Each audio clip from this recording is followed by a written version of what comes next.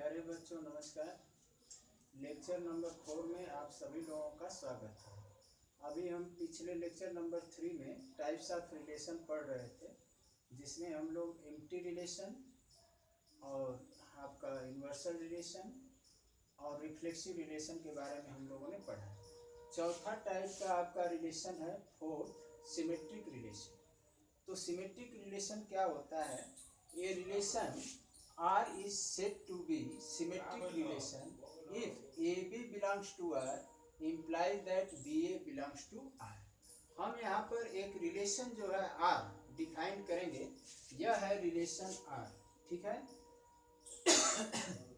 A comma B such that A into B is greater than 1, ठीक है। तो यह जो है वन से नहीं, अब 2 से हम या 3 से ग्रेटर मान लेते हैं, या 2 से 0 से ग्रेटर आप मान लीजिए, ठीक है।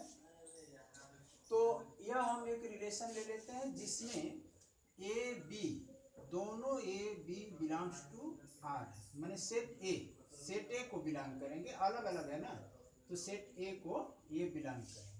देख रहे हैं ना, इसमें ऑर्डर पेयर ए बी है जो ना, ये सभी को यह रिप्रेजेंट कर रहा है, ठीक है। तो हम जो है ए कामा बी का वैल्यू ये भी है, ये भी है, ये भी है, ये भी है, ये भी, ये भी, ये भी और ये भी और ये सभी हैं। तो यह रिलेशन आ रहा है इसी के अकॉर्डिंग, यानी कि यह देखिए शर्त है, ए और बी तभी एक दूसरे से रिलेटेड हो सकते हैं जब ए और बी का मल्टीप्लाई ग्रेटर देन 0, ठीक है ना। और जिसमें कि ए और बी दोनों ही एलिमेंट सेट ए से लिए जाएंगे, ठीक है। तो अब यहाँ पर जरा देखें, यह जो है सिमेट्रिक रिलेशन यह कहता है कि यदि जो है ए बी इसको जो है बिलोंग करता है, तो बी ए भी इसको बिलोंग करेगा, तब वह आपका सिमेट्रिक रिलेशन होगा। तो हम लोग टेस्ट करते हैं। Let A B is equal to, आप कोई भी ले लीजिए, 1 ले लीजिए यहाँ पर, देखिए तो 1 इम्प्लाई दैट, अब ए बी की वैल्यू 1 है, तो ये क्या है, ए और बी आपस में इनका रिलेशन तभी होगा जब ए और बी का मल्टीप्लाई करें तो 0 से क्या आना चाहिए, बड़ा आना चाहिए। तब करिए, इसमें रखिए 1 into 1 is equal to 1, greater than क्या हो गया भाई, 0 हो गया। तो इसका मतलब ये हो गया कि ए बी जो है आर को बिलोंग कर रहा है, imply that A B is equal to 1 belongs to R, यानी कि जो 1 है इस आर को बिलोंग कर रहा है। जबकि हम ए बी की वैल्यू किसमें से लिए हैं, एक राशि से इसलिए लेते हैं ना कि रिलेशन जो है कार्टेशियन प्रोडक्ट एक राशि का क्या होता है, सबसेट। तो हम पूरा यदि सेट ही ले ले तो पूरा सेट भी अपने आप का क्या होता है, सबसेट होता है, इसलिए हम पूरा जो है ऑर्डर पेयर ले सकते हैं, ठीक है। अब इसमें सिमेट्रिक रिलेशन में ए बी जब आर को सेटिस्फाई कर रहा है, तो इसका मतलब बी ए भी आर को सेटिस्फाई करेगा, तब जा करके वह आपका सिमेट्रिक रिलेशन होगा। ए बी, मान लीजिए कि ए बी आर को बिलोंग कर रहा है, लेकिन बी ए जो है आर को बिलोंग नहीं कर रहा है, तब वह सिमेट्रिक रिलेशन नहीं होगा, ठीक है। तो अब देखते हैं कि बी ए भी बिलोंग कर रहा है कि नहीं कर रहा है। तो B A is equal to क्या हो जाएगा, इसको उल्टा करिए, 1 तो 1 भी क्या आ जाएगा भाई, imply that 1 into 1 is equal to 1 आएगा ग्रेटर देन 0। तो इम्प्लाई दैट क्या हो गया भाई, बी ए भी आर को बिलोंग करेगा। यह जो है आपको सिमेट्रिक में भी दिखा सकते हैं, यह रिफ्लेक्सिव में भी दिखा सकते हैं इसको।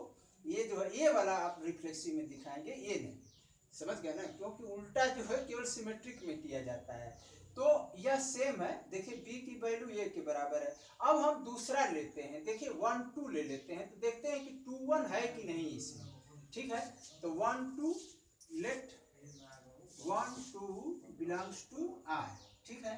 Imply that 1 into 2 is equal to 2, greater than क्या आएगा भाई, ये 0 है, 0 से बड़ा है, देखिए यहाँ पर 0 लिखा है, तो 0 से बड़ा है, इसलिए यह 1 2 क्या आएगा, इसको सेटिस्फाई कर रहा है, 1 2 बिलोंग्स टू आर।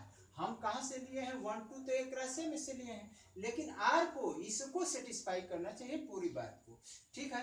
तो अब जो है 1 2 का जो है 1 2, तो ये बी ए का वैल्यू क्या हो जाएगा 2 1, तो B A is equal to क्या हो गया 2 कामा 1, इंप्लाई दैट 2 इंटू 1, अब की बार बी इंटू ए, यानी कि देखिए क्या कह रहा है पहला इंटू दूसरा मल्टीप्लाई करें तो 0 से बड़ा आना चाहिए, तो यह हो गया 2 is greater than 0, imply that 2 1 जो है बिलोंग्स टू आर, क्योंकि इसकी बात को देखिए A B is greater than 0 होना चाहिए, तो इस पर भी यह बात सत्यापित हो जा रही है, इसलिए यह क्या कहलाएगा सिमेट्रिक रिलेशन। इसी तरह से आप सभी के लिए 1 3 2 1 2 2 तो मान लीजिए रिफ्लेक्सिव के लिए ले लीजिएगा, 2 3 तो 3 2 भी है, देखिए 3 1 है तो 1 3 भी है, देखिए यहाँ पर, तो इस तरह सिमेट्रिक रिलेशन है। तो देयरफॉर क्या कहेंगे आर इज सिमेट्रिक, ठीक है ना, क्या कहेंगे R is symmetric relation, are is symmetric relation हो गया। तो अब इसको यह हो गया आपका सिमेट्रिक रिलेशन। अब हम लोग चलते हैं ट्रांजिटिव रिलेशन, ठीक है ना, तो ट्रांजिटिव रिलेशन थर्ड टाइप का है, अरे वो ये चौथा है वो फिफ्थ आएगा, ठीक है। एग्जाम्पल हम लोग यही लेंगे, ठीक है, एग्जाम्पल यही रहेगा और उस पर हम लोग देखते हैं कि वह हो पाता है कि नहीं हो पाता है, ठीक है। तो देखें fifth transitive relation, transitive relation,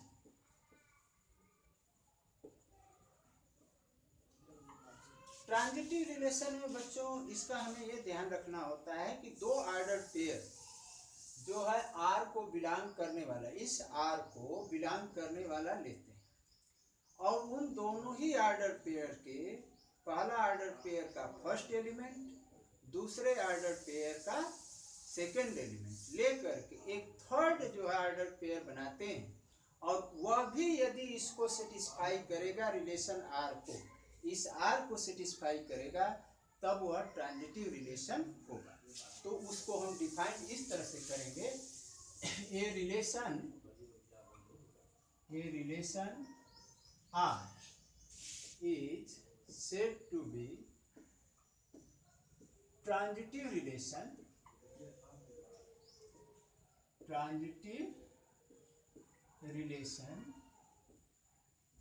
if AB belongs to R and BC belongs to R, implies that AC belongs to R, ठीक है। यानी कि देखिए कोई भी रिलेशन आर, रिलेशन को आर से रिप्रेजेंट करते हैं, रिलेशन आर जो है ट्रांजिटिव कहलाएगा जब दो ऑर्डर पेयर ए बी और बी सी क्या करें ऑलरेडी इसको बिलोंग करें। अब ए बी का पहला ए लेंगे और बी सी का दूसरा सी लेंगे और उससे एक नया ऑर्डर पेयर बनाएंगे ए सी। यदि ए सी इस आर को बिलोंग करेगा तब जाकर के यह ट्रांजिटिव रिलेशन होगा। ये बात ध्यान रखें, ए बी और बी सी इसको बिलोंग करने वाला ऑलरेडी हम लेंगे, लेकिन इन दोनों से जो थर्ड ऑर्डर पेयर ए सी बनाएंगे, पहले ऑर्डर पेयर का ए और दूसरे ऑर्डर पेयर का सी लेकर के थर्ड ऑर्डर पेयर बनाए और वो भी इसको सेटिस्फाई करेगा, तब वह ट्रांजिटिव रिलेशन कहलाएगा। यदि ए बी आर को बिलोंग करे, बी सी आर को बिलोंग करे और ए सी आर को बिलोंग न करे तो वह ट्रांजिटिव रिलेशन नहीं होगा। और बात ध्यान रखें, दो ऑर्डर पेयर हम लेते हैं तो ध्यान रहे कि पहला ए बी है तो दूसरा ऑर्डर पेयर यहाँ से स्टार्ट होना चाहिए बी से, A B belongs to R है तो दूसरा ऑर्डर पेयर बी से स्टार्ट होना चाहिए, समझ गए ना। तब वह जो इस तरह से हम दो ऑर्डर पेयर लेते हैं, ठीक है। तो चलिए एग्जाम्पल तैयार है आपका, वही एग्जाम्पल लेते हैं। लेट देखे A B is equal to आप ले लीजिए 1 2 ले लीजिए, देखिए 1 2 इम्प्लाई दैट 1 ए बी की वैल्यू देखिए 1 2 हमने ले लिया इसमें से, और उसको a इंटू बी, देखिए a into B is greater than 0 होना चाहिए, तो यह जो है 2 आएगा ग्रेटर देन 0 हो गया। तो इसका मतलब इम्प्लाई दैट अब ये हो गया कि 1 2 बिलोंग्स टू आर है, यानी कि 1 2 जो हम लिए हैं इस आर को सेटिस्फाई कर रहा है। अब दूसरा ऑर्डर पेयर इसको सेटिस्फाई करने वाला लेते हैं जो 2 से स्टार्ट होगा। तो 2 से स्टार्ट होने वाला देखिए बेटा कौन है, 2 3 आप ले लीजिए। तो देखिए तो ये जो है अब क्या है, BC है ना, BC। तो BC की वैल्यू होगी यहाँ पर 2, 3, 2 से स्टार्ट हो, बस समझ में आ रही बात। Imply that 2 into 3 is equal to 6, और 6 जो है देखिए क्या है, AB की वैल्यू कितनी आ गई यहाँ पर, BC माने A इंटू बी है, ये तो रूल है ना। BC की वैल्यू कितनी आ गई 6 जो है 0 से बड़ा है, ग्रेटर देन 0। इम्प्लाई दैट तब क्या हो गया भाई, 2 3 बिलोंग्स टू R, यानी कि इस R की बात को, इस रिलेशन को यह जो है सेटिस्फाई कर रहा है। तो अब हम चलते हैं पहला ऑर्डर पेयर का पहला एलिमेंट, दूसरे ऑर्डर पेयर का दूसरा एलिमेंट AC बनाएंगे। A की वैल्यू 1, AC imply that A comma C।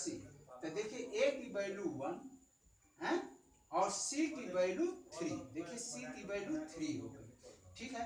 तो imply that 1 into 3 is equal to 3, जो कि क्या है 3 जो आया है ये 0 से क्या है, बड़ा है।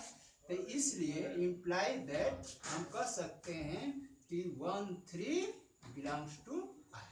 अब यहाँ पर जा देखिए 1 3 क्या हो गया, बिलोंग्स टू R कर रहा है इसको। तो देयरफॉर अब हम क्या लिखेंगे, R is transitive, therefore R is transitive, ठीक है, ट्रांजिटिव हो गया। अब हम बेटा अब ये काम करेंगे कि अब जो है छठा इक्विवेलेंस रिलेशन, अब हम लोग चलेंगे इक्विवेलेंस रिलेशन किसे कहते हैं। तो हम यहाँ पर इक्विवेलेंस रिलेशन इसको मिटा देते हैं, ठीक है ना। और इक्विवेलेंस रिलेशन छठा, इक्विवेलेंस रिलेशन। तो इक्विवेलेंस रिलेशन क्या है, यदि कोई रिलेशन R रिफ्लेक्सिव, सिमेट्रिक और ट्रांजिटिव तब हम उसको कहते हैं equivalence relation.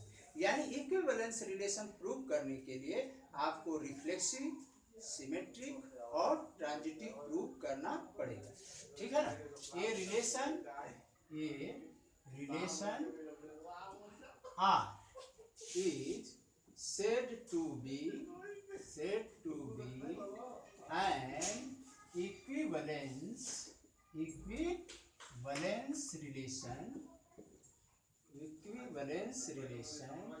if R is first, क्या बात है भाई एक जो है फर्स्ट आपका आ जाएगा, या A मान लीजिए, A रिफ्लेक्सिव हो, क्या आना चाहिए रिफ्लेक्सिव, और B क्या होना चाहिए सिमेट्रिक रिलेशन हो, और C जो है क्या हो ट्रांजिटिव, ठीक है, ट्रांजिटिव रिलेशन, ठीक है ना। तो उसको हम क्या कहते हैं, यानी कि इक्विवेलेंस रिलेशन प्रूव करने के लिए हमें रिफ्लेक्सिव प्रूव करना पड़ेगा, सिमेट्रिक प्रूव करना पड़ेगा, ट्रांजिटिव प्रूव करने पड़ेगा, ठीक है ना, तब वह इक्विवेलेंस रिलेशन कहलाएगा। तो हम समझते हैं कि आप जो समझ गए होंगे, उसी तरह से रिफ्लेक्सिव, सिमेट्रिक और ट्रांजिटिव तीनों को आप जोड़ दीजिए तो वह इक्विवेलेंस रिलेशन हो जाएगा। इसको अलग से प्रूव करने की कोई ज़रूरत नहीं है। Thank you watching for this video.